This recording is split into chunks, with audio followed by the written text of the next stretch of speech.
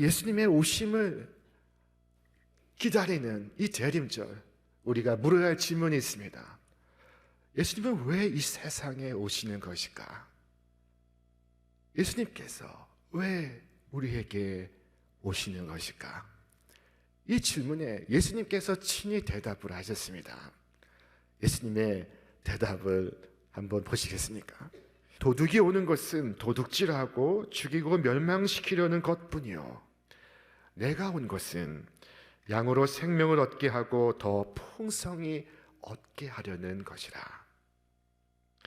예수님이 오신 목적을 예수님께서 밝히 말씀하셨습니다. 주께서 오신 것은 우리로 생명을 얻게 하고 더 풍성히 얻게 하려 하심입니다. 여러분, 생명이라고 다 똑같은 것이 아닙니다. 어떤 분은 식물 인간이 되어서 산소 호흡기에 의존해서 생명을 유지하는 분이 있습니다. 어떤 분은 내면의 장애를 가지고 신음하며 살아가는 분이 있습니다. 풍성한 생명이라고 말할 수 없습니다. 예수님은 우리에게 풍성한 생명 주시기 위하여 오시고 계십니다. 그것은 세상이 줄 수가 없는 것입니다. 성경은 말씀하기를 아들이 있는 자에게는 생명이 있고 하나님의 아들이 없는 자에게는 생명이 없느니라 말씀하고 있습니다. 오늘 하나님의 아들 예수의 오심을 성경은 이처럼 묘사하고 있습니다. 보라, 처녀가 잉태하여 아들을 낳을 것이요 그의 이름은 임마누엘이라 하리라 하셨으니 이를 번역한즉 하나님이 우리와 함께 계시다 함이라. 그의 이름은 임마누엘이라 하리라 말씀합니다. 임마누엘은 번역한즉 하나님이 우리와 함께 계시다 하는 의미입니다. 저는 특별히 이를 번역한즉 이라는 이 문구가 참 은혜가 됩니다. 처음에는 임마누엘이라는 히브리어를 말씀하시고 곧바로 하나님이 우리와 함께 계시다 함이라 번역하고 있습니다. 왜 히브리어를 우리의 말로 번역하고 있을까요?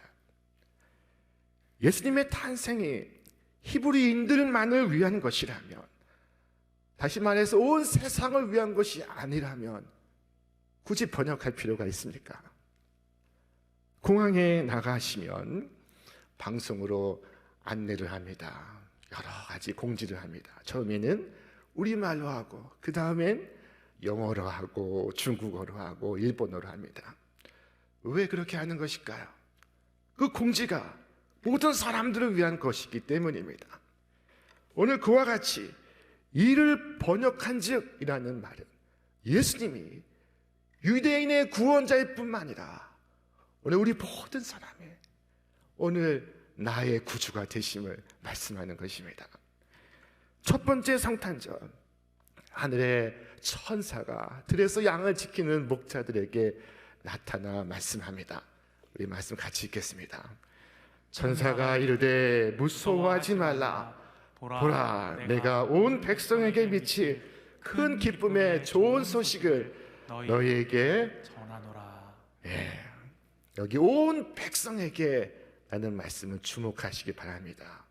온 백성, 단지 그리스도의 나심이 유대 한 민족을 위한 것이 아니라 온 민족, 온 열방을 위한 것이라는 말씀입니다. 오늘 나를 위한 것이라는 말씀입니다. 이 기쁨은 오늘 우리 모두를 위한 것입니다. 이 놀라운 사실로 인해서 하나님께 기쁨의 찬송을 올리시기를 바랍니다. 임마누엘은 구약성경 이사야서에서 그리고 신약성경 오늘 이 마태복음에서 등장하고 있습니다. 그러나 이 말씀은 수많은 예언자의 예언 속에 담겨 있습니다. 모세가 시내산 기슭에서 불붙는 가시떨기나무 속에서 하나님을 만났습니다. 하나님께서 그에게 사명을 주실 때 모세는 두려워하여 말했습니다. 저는 말을 할 줄 모릅니다. 저는 담대하지 못합니다. 제가 어떻게 이 백성을 애굽에서 이끌어내릴까? 그때 하나님께서 말씀하십니다. 두려워하지 말라. 내가 너와 함께함이라. 임마누엘이라 말씀하고 있습니다. 하나님이 우리와 함께 계시다. 이에 모세는 이 말씀을 받고 담대하게 애굽에 들어가서 이스라엘 백성을 이끌어내고 있었습니다. 선지자 예레미야를 부르실 때도 똑같은 말씀을 하셨습니다. 예레미야는 주여 제가 슬프나이다. 저는 아이라. 제가 말할 줄을 알지 못하나이다 라고 말했습니다. 그때 하나님께서 말씀하시기를 너는 아이라 말하지 말고 내가 너를 누구에게 보내든지 너는 가며 내가 네게 무엇을 명령하든지 너는 말할지니라. 너는 그들 때문에 두려워하지 말라. 내가 너와 함께하여 너를 구원하리라. 여러분, 하나님께서 내가 너와 함께하여 라고 말씀하고 있습니다. 오늘 임마누엘로 예레미야에게 임하시고 있었습니다. 임마누엘은 주님을 위하여 순교를 강요했던 우리 성도들의 삶 속에도 함께 있었습니다. 다니엘의 세 친구가 바벨론에 끌려가 느부갓네살 왕의 명을 받게 되었습니다. 그것은 누구든지 왕의 금신상 앞에 절하지 아니하면 극렬히 타는 풀무불 속에 던져질 것이라 하는 것이었습니다. 그들은 금신상에 절하지 않았습니다. 그리고 결국 풀무불에 던져지게 되었습니다. 그런데 그 거대한 용광로 속에 던져진 세 친구를 보려던 느부갓네살은 크게 놀라고 말았습니다. 3명을 던졌는데 4명이 있는 것이었습니다. 그 중에 한 사람은 신들의 아들 같은 형상을 갖고 있었습니다. 자, 풀무불 속에 임마누엘의 하나님이 저들과 함께 하시고 계셨던 것입니다. 임마누엘의 주님은 우리와 동행하시며 우리를 보호하시는 분이십니다. 극렬히 타는 풀무불 속에서 생명싸개로 그들을 보호하고 계셨습니다. 임마누엘은 오늘 복음을 전파하기 위해서 오늘 말씀대로 살기 위해서 하루하루를 살아가는 성도의 삶 속에도 있고 그들의 평안의 죽음 속에도 있습니다. 이 임마누엘에는 3가지의 깊은 뜻이 있습니다. 그 첫째는 주님의 놀라운 구원을 말씀하고 있습니다. 여러분, 죄가 무엇인지 아십니까? 죄는 하나님과 멀리 떠나 있는 것입니다. 멀어져 있는 것입니다. 그럼 구원은 무엇입니까? 구원은 하나님과 함께 있는 것입니다. 하나님과 함께 거하는 것입니다. 우리가 죄인 되었을 때, 죄의 구렁텅이에 빠져 헤매이고 있을 때, 여러분, 그때 우리는 하나님 없이 살았으며 하나님과 멀어져 있었습니다. 하나님은 불의를 용납지 않으시는 하나님이시기에 우리 하나님께 감히 가까이 나아갈 수가 없었습니다. 그런데 불의한 인간과 의로우신 하나님 사이에 주 예수께서 임하신 것입니다. 예수께서 희생 제물이 되심으로 오늘 하나님과 우리가 하나가 되었습니다. 예수님은 하나님의 백성을 그 죄에서 구원하시기 위하여 이 땅에 오셨습니다. 하나님은 이 죄인의 구주이십니다. 그러므로 오래전 선지자의 고백과 같이 우리는 말할 수 있습니다. 그날에 네가 말하기를 여호와여 주께서 전에는 내게 노하셨사오나 이제는 주의 진노가 돌아섰고 또 주께서 나를 안위하시오니 내가 주께 감사하겠나이다 할 것이다. 오늘 이 말씀을 듣는 여러분의 마음속에도 주님을 향한 감사가 깃드시기를 바랍니다. 찬송가 208장은 주 예수를 경험한 임마누엘의 주님을 경험한 성도의 고백이 담겨 있습니다. 그는 변하여 새 사람이 됩니다. 참 빛을 찾습니다. 망령된 행실을 끊습니다. 머리털보다 더 많던 죄에서 자유함을 얻습니다. 소망이 넘칩니다. 의심의 구름이 걷힙니다. 사망의 골짜기에서 빛을 바라봅니다. 저 멀리 있는 천국 문을 봅니다. 마침내 천성의 문을 통과합니다. 그는 넘치는 기쁨의 순간을 맞이합니다. 주 예수 내 마음에 들어와 계신 후 벌어진 일들입니다. 여러분, 이 임마누엘에는 깊은 의미가 있습니다. 첫째는 주님의 놀라운 구원을 의미합니다. 둘째는 그 구원이 하나님이 우리와 함께 하심으로 이루어진다는 것을 말하고 있습니다. 구원의 방식까지도 말하고 있습니다. 임마누엘은 하나님께서 우리와 함께 하심으로 우리를 구원하시는 우리 구주의 이름인 것입니다. 주께서 말씀하셨습니다. 네가 물 가운데로 지날 때에 내가 너와 함께 할 것이라. 강을 건널 때에 물이 너를 침몰하지 못할 것이며 네가 불 가운데로 지날 때에 타지도 아니할 것이요 불꽃이 너를 사르지도 못할 것이니. 자, 유다가 바벨론 앞에서 사시나무 떨듯 떨고 있었습니다. 그러나 하나님께서 말씀하셨습니다. 우리 같이 읽겠습니다. 두려워하지 말라. 내가 너와 함께 함이라. 놀라지 말라. 나는 네 하나님이 됨이라. 내가 너를 굳세게 하리라. 참으로 너를 도와주리라. 참으로 나의 의로운 오른손으로 너를 붙들리라. 여러분, 하나님이 이같이 우리와 함께 하시면 우리는 적들 앞에서 심히 담대할 수 있습니다. 심히 평안할 수 있습니다. 우리는 연약하지만 전능자 하나님께서 우리와 함께 하시니 우리가 무엇을 두려워하겠습니까?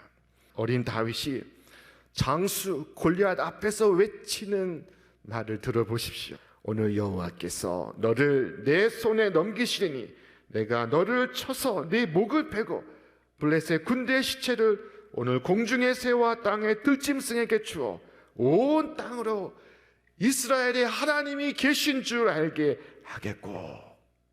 하나님이 우리와 함께 계시다 하는 말은 어릴지라도 소년의 마음에 불굴의 용기를 주고 끊어지지 않는 희망을 주고 그의 가슴을 기뻐 뛰게 하고 있었습니다.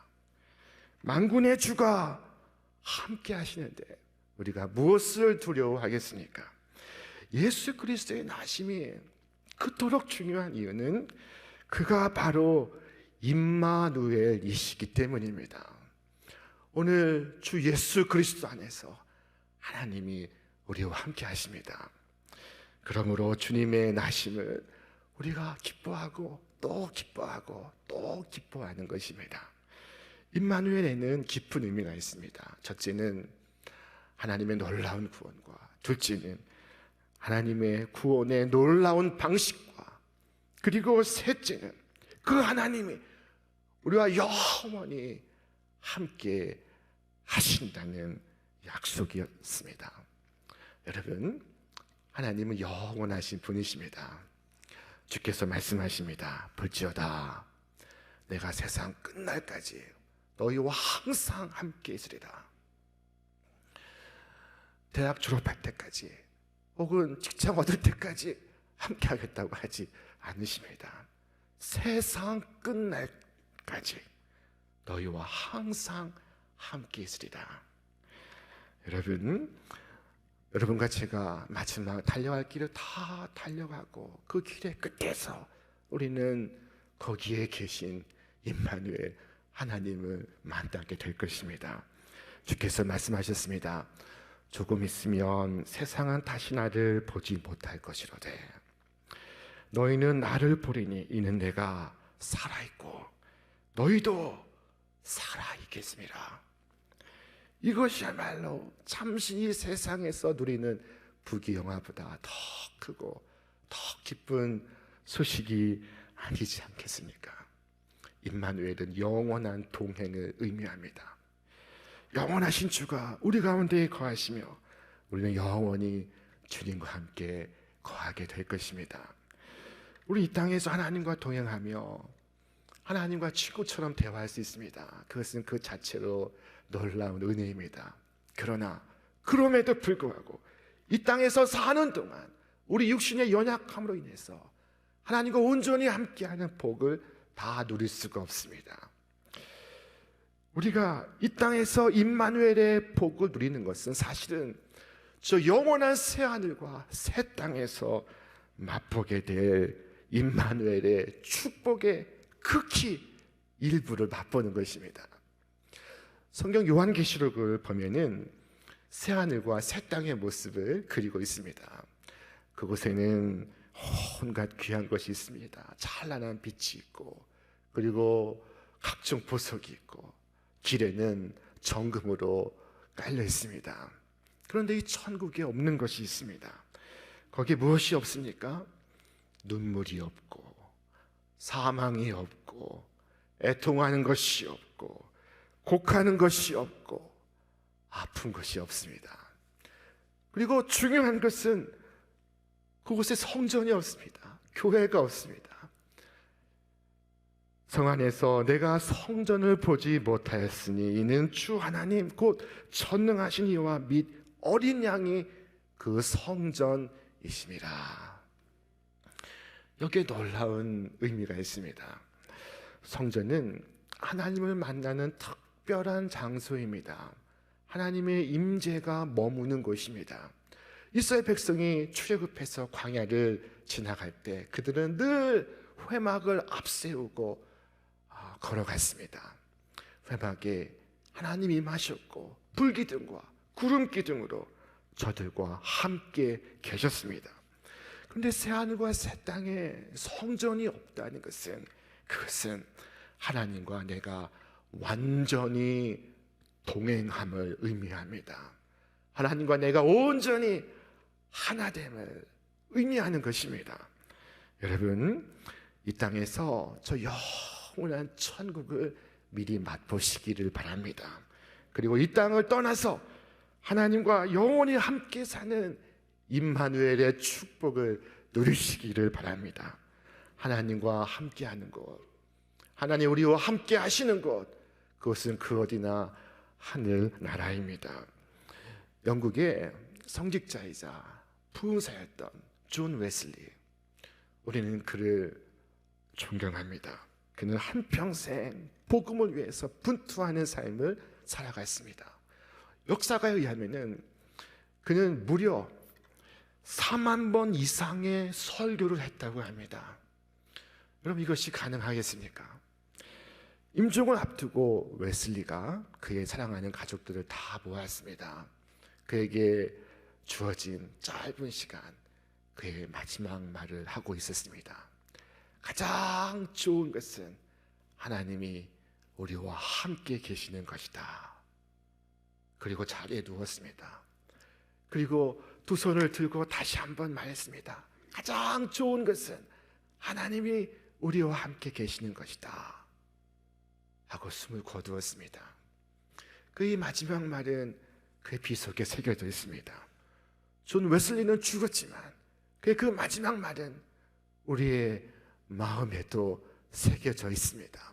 가장 좋은 것은 하나님이 우리와 함께 계시는 것이다. 임마누엘, 주 예수의 이름 속에 크고도 놀라운 뜻이 함축되어 있습니다. 여러분이 추운 계절에 광야에 홀로 서 있는 것 같은 느낌을 갖고 계십니까? 내 힘으로 할 수 없음을 절감하십니까? 오늘 이 계절에 하나님께서 나와 함께 하시기 위하여 임하시고 있습니다. 이 성탄의 계절, 베들레헴 구유에 나아가 누워있는 아기 예수 안에 계신 하나님을 예배하시기를 바랍니다. 거기에는 호흡스러운 비단에 둘러싸인 아기를 만날 수가 없습니다. 거기에는 왕관을 볼 수 없고 진주와 보석을 찾아볼 수 없습니다. 그 아기는 목수의 아들이었습니다. 그 비천하게 구유에 누워있는 예수님을 여러분 기뻐하시길 바랍니다. 우리와 함께 하시기 위하여 낮은 곳에 임하시고 있었습니다. 여러분, 목자들은 그 기쁜 소식을 듣고 입던 그 옷 그대로 달려나가 예수님을 만났습니다. 그들은 제일 좋은 옷을 차려입기 위해서 백화점에 들르지 않았습니다. 그들은 시간을 지체하지 않았습니다. 추운 날 그들을 꽁꽁 싸매고 있던 그 옷 그대로 달려가 예수님을 만나 경배합니다. 여러분, 하나님은 우리의 옷을 보지 않으시고 우리의 중심을 보십니다. 가난하건 부유하건 그 심령을 보시고 그 심령의 예배를 받으십니다. 주님은 오늘 나를 위해 오시고 있습니다. 목자들은 자신을 위해 오신 아기 예수를 보고 크게 기뻐했습니다. 오늘 이 세상의 가장 큰 선물은 하나님께서 당신 자신을 우리에게 주시는 것입니다. 내가 너와 함께하겠다, 영원히 약속하십니다. 아마도 이 계절에 모든 희망을 버리고 자포자기하는 분이 있는지 모르겠습니다. 스스로 포기하고 절망하는 분이 있는지 모르겠습니다. 여러분, 어떤 경우에도 자신을 포기하지 마십시오. 우리는 희망이 가득한 존재입니다. 오늘 임마누엘로 소망의 주님으로 나에게 오시는 주님을 만나시기를 바랍니다. 이 크리스마스에 주님을 만나기보다 친구들을 만나서 아주 가장 센 술을 꺼내서 즐기는 분들이 있습니다. 크리스마스 절기를 지키는 사람들 중에 술에 취하는 것을 당연한 의례로 생각하는 분들이 있습니다. 혹시 술집 사장이 태어난 것이라면 그렇게 하는 것이 옳다고 생각할지 모르겠습니다. 그러나 거룩하신 임마누엘의 주님이 태어나신 날 축하하는 것에는 전혀 적절하지 않습니다. 예수님은 너희의 술 취함이 나의 태어남과 무슨 상관이 있느냐? 너희는 내가 태어난 날 나의 이름을 언급하면서 이처럼 내가 태어난 것을 지키고 있는가? 라고 물을 것입니다. 여러분, 주님께 나와 주님을 경배하시기를 바랍니다. 동방 박사들이 황금과 유향과 모략을 드렸듯이 여러분의 사랑과 찬양과 참회의 눈물을 주님께 드리시기를 바랍니다. 여러분의 마음을 주님께 드리시기를 바랍니다. 그리하여 오늘 우리와 함께 하신 하나님, 세상 끝날까지 임마누엘로 함께 하시겠다는 그 하나님과 함께 이 땅에서 저 영원한 천국을 미리 맛보며 살아가시는 여러분과 제가 되시기를 주님의 이름으로 축원합니다. 축원합니다.